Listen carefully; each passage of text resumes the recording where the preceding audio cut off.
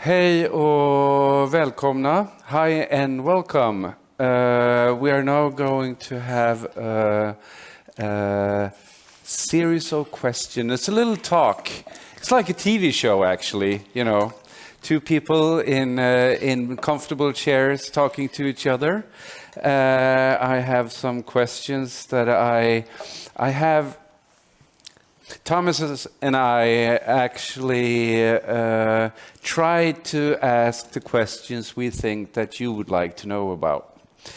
So we'll see how that works. If there is something that we missed, maybe we will have a chance to ask questions ourselves in the end.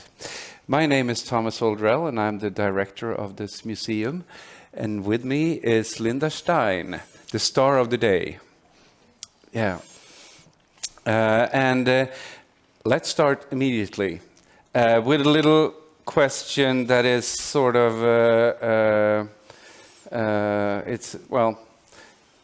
it will be evident when I tell the question.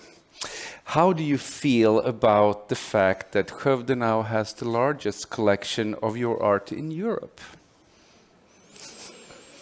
Well, if I'm going to be honest, I would say that I feel wonderful about it, but it really is all because of Thomas and Thomas.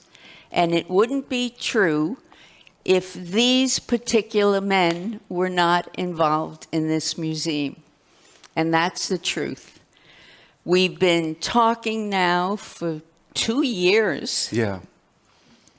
And I've gotten to know them and trust them and really respect them. I don't mean to embarrass you, but if you want to know, to be respected. If you want to know why I'm here, it really is because of Thomas and Thomas and the conversations, many conversations over 2 years, Zooming, talking, emailing back and forth, and so I'm delighted to be here, and I could see how Skövde is going to be a second home now. My wife Helen and I, sitting in the front row, have really fallen in love with this place. And I know my friend Marty Adelheid has been in Sweden a long time, but I think it's great here. So I'm delighted. Yeah, it's a mutual feeling. We also very fast fell for you, and without you, this wouldn't have happened either. Good. And of course, maybe I should mention Anna-Marie and Rachel, who has been an intricate part in this work altogether. Yes. Yes, and the many museum people, Daniel in the back, and it's been a lot of people involved in this, and we are so happy that we actually are here today, because now everything is sort of materialized itself. Exactly. Yeah. So I was thinking maybe we should start from the beginning, at least the beginning and the point of view of the works that are part of the acquisition that we have made. And I'm thinking about the profile series, the series that you will see on the right-hand side when you walk into the big gallery. What does the profile series mean to you now, today? Mm-hmm. It was made back in the 60s and 70s. 60s and 70s it started. How many of you were at the talk yesterday? Okay, so let me just give you a little bit of background, if I might. I grew up in the 50s in New York City, in the USA, and tried to do all the feminine things, to be a feminine woman, and grew up in the time of Marilyn Monroe, right? So everybody knows Marilyn Monroe. So she was what I aspired to. And I have a sister 10 years older than me, who I thought was every bit as beautiful as Marilyn Monroe. She was a model, she was a singer, and I wanted to be just like her, and I tried so hard. So it came as a surprise to me when I was about 19 or 20, after being boy crazy and running around trying to be like Marilyn Monroe. I mean, it was kind of nutty in the 50s. I was surprised to find myself in love with a woman 20 years older than me. And it was all confusing. I was so naive. I didn't know what was happening. And she, even though she was 20 years older than me, didn't know either. So she went and asked her therapist about what we were doing. And her therapist seemed to think it was better if she didn't call it by a name, because we were worrying that we were homo. You know, this homo business that people were talking about. And he said, don't call it a name. So we breathed this sigh of relief that, no, we're not homo, and continued going to bed together. I mean, that was the naivete. And then when I realized, no, this is homosexual, what's going on, and it really took a while. It may seem crazy to you, but it did take a very long time. I felt such shame, and I felt like the worst person on earth, really bad. There was nothing worse than this. I could never tell my parents. I couldn't tell my friends. And I was doing faces at the time, frontal faces, and even those faces seemed to look back at me critically and just saying, you really are a bad person, and what you're doing is the worst thing on earth. So I couldn't stand these faces looking back at me that way, so I turned them to a profile so they couldn't see me, and then I eliminated the eyes altogether and started just below the eyes. And that's what you're seeing downstairs, which is a part of this very big collection that the museum now has. And it's from a series called Just Below the Eyes, now, later on. And I couldn't talk to anybody, so I talked to my diary. And in my diary, I wrote, I don't want these eyes to see me. I'm the worst thing that anybody could be. I'm not going to make eyes anymore, and I'll start just below the eyes. And then I became, as artists do, obsessed with the shape of the nose, going to the U under the nose, to the lips, to the chin, and then made this huge expanse that included the neck and the shoulders, which many times became like landscape, the shoulders. And that's what you see downstairs, just a few of the pieces. Huevda has more, but that's what started that whole series. And today, how do I feel about it? I feel so sad that this little Linda had to go through that. And I reread my diaries every now and then.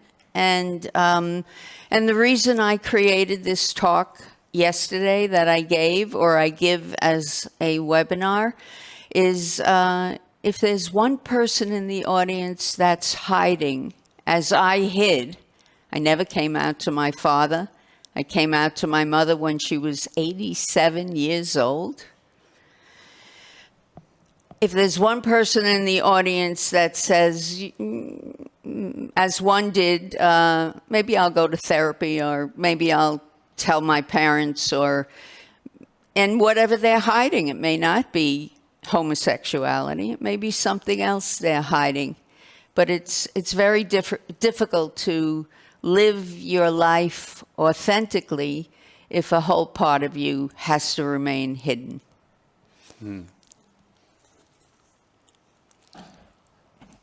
I'm going to move on a little bit to the shift to the new millennium.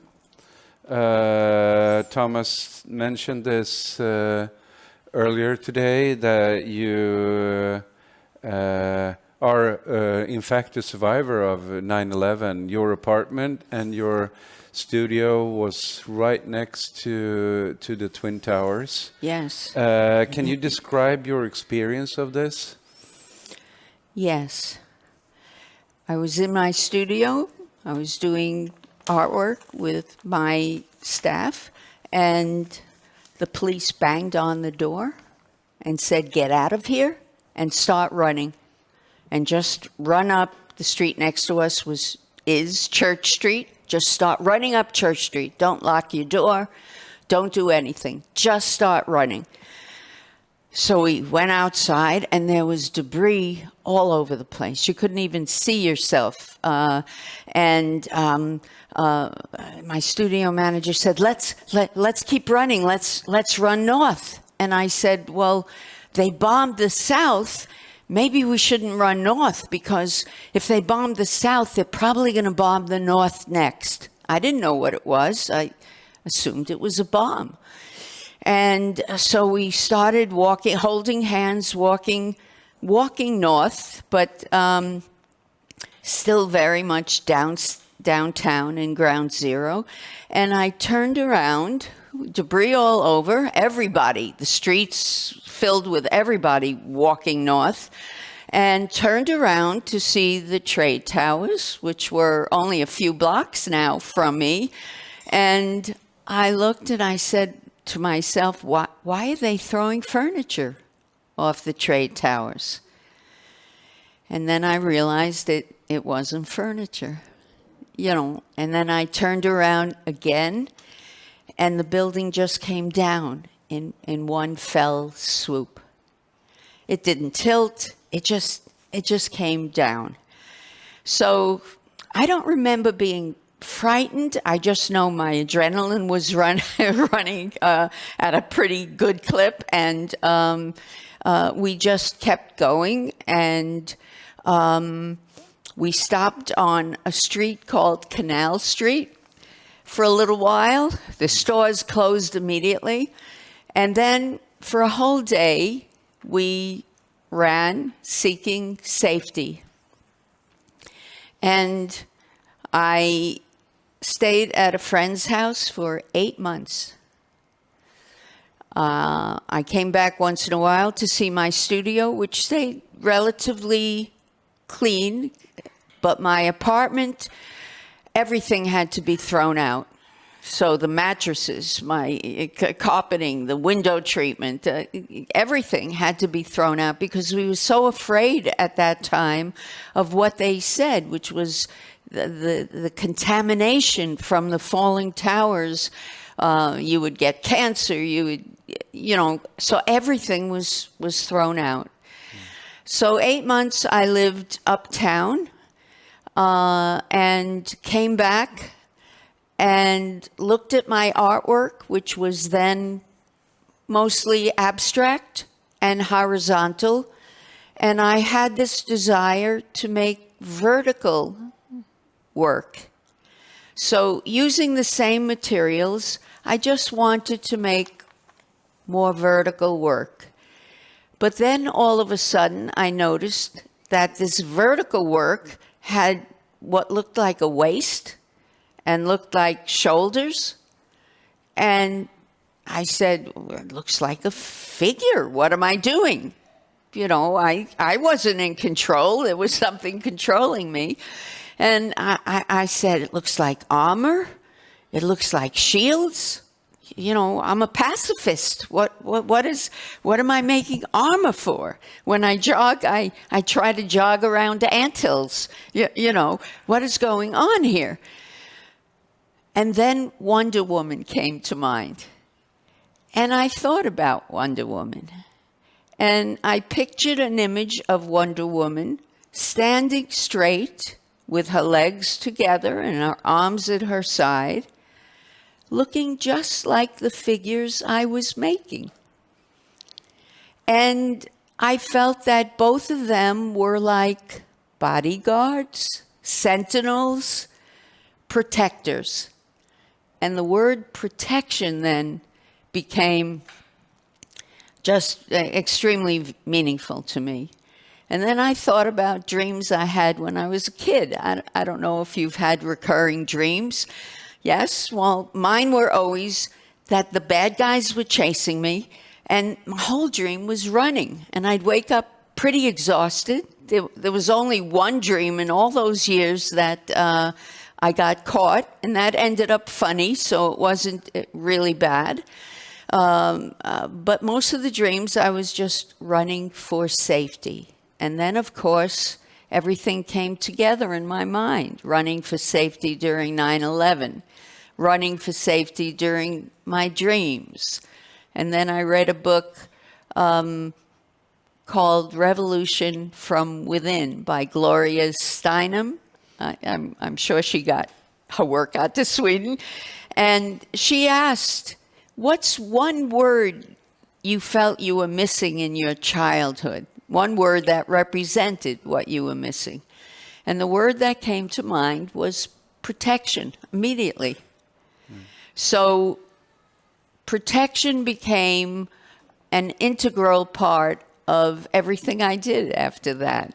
And so what you are seeing downstairs in the sculptures and the series of constructions in the middle of the floor, all have to, and the tapestries on the wall, all have to do with protection.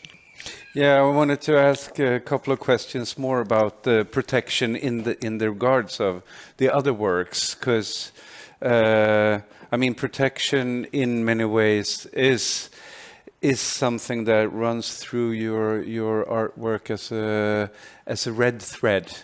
Even in the Below the Eye series, there is Yes. protection from the gaze of others. Exactly. The gaze of criticism, the gaze of self-reflecting guilt or Right. whatever. Danger, represented danger. Yeah. Yes. And so you do a shift here in about the time when you work with protectors, you start also to work with the Holocaust Heroes, Fierce Females Yes. series, which is other people's protection and fears and Exactly. things. So you're shifting focus a little bit there. Can you describe how that came about? Yes. So I'm making these figures of protection over and over. It becomes obsessive, as you artists know. You become obsessed with it. You have to do it in every possible way you can. You know, at least I felt that way. I had to represent this feeling of protection and, in my way, being interested in gender and being interested in both masculinity and femininity. These figures of protection became more and more androgynous. And I wanted very much not to exclude the masculine, but to include masculine and feminine. Very important to me. And started thinking more and more about protection. And then, of course, where was protection most lacking in our recent history is during the Holocaust. So I became really absorbed by the Holocaust. I read Rise and Fall of the Third Reich twice. Yeah. I saw every movie. I tortured poor Helen until she was sick of watching Nazi movies and Holocaust movies. And, you know, but I just couldn't stop. Couldn't stop reading about it. And I thought about the protection and the protectors that went on during the Holocaust, during the time of the Holocaust. And I know that the men were celebrated much, much more than the women. So I did a series of tapestries called Holocaust Heroes, Fierce Females. So there's already the gender bending aspect of that, which has been a part of my work all along. And I became very absorbed in these women that were so heroic. And one woman, Nancy, you know, Anne Frank. And these tapestries, by the way, were made specifically for this museum. They're unique variations of other tapestries that are traveling around the United States. And we'll go next to Kent State University in Ohio in the U.S. And there'll be a whole curriculum around these tapestries and the whole idea of women protectors. We know lots of male protectors, but not so many women, female protectors. So that's what these tapestries are about. And it was a natural progression from my single nights of protection to this whole theme of protection during the Holocaust. Yeah, and you are Jewish and I'm as well, Jewish, so, yes. so it's very personal in that sense. Yes. And I think it connects very well to the Displacement from Home series, the sculptures of furniture with small objects in it. Yes. Could you tell us a little bit about those work and how it all fit together? I think, I mean, it in a way connects also to the 9/11 of having to flee from something at haste. Exactly. Yeah. Exactly. That's exactly it. Having to flee, running for safety, led to running from safety from the Holocaust. And look what's happening around the world today. Look how many displaced people there are. I mean, your heart has to go out to these people that, you know, are waiting and waiting to when they could go. And then maybe there's a knock on the door saying, okay, the boat's ready. Just take what you could put in your pockets. Just take one suitcase. So here you are living for 30, 40, however many years in this place. What do you take? What do you leave behind? You know, maybe you have to take these marbles that represent something to you that nobody else would care about, or you may have to take some photographs, or you may have to take, you know, your favorite mug, cup. You know, what could you take? So that's what these pieces that this museum now has in its collection is about. It's about objects, things that you might take with you, or maybe leave in your house. So the name of this theme, this whole series, is called Displacement from Home: What to Leave, What to Take. Cabinets, cupboards, cases, and closets. It's a long title. So that's what these are: cupboards, cases, closets that have objects. I don't know, maybe you have a drawer somewhere that someone in your family is saying, why don't you clean out that drawer? You know, but you love just the way it is. And that's what those sculptures represent. In the collection that we have a lot of two-dimensional printed works from the 60s and 70s especially, and then from a later period, decades after, from more recent years. but I understand that you have been working two-dimensionally throughout your artistic career. Yes. But there is a shift in focus on the gaze on you from the beginning and to the gaze from you out on the world in the later. Could you say something about this? I mean, this journey.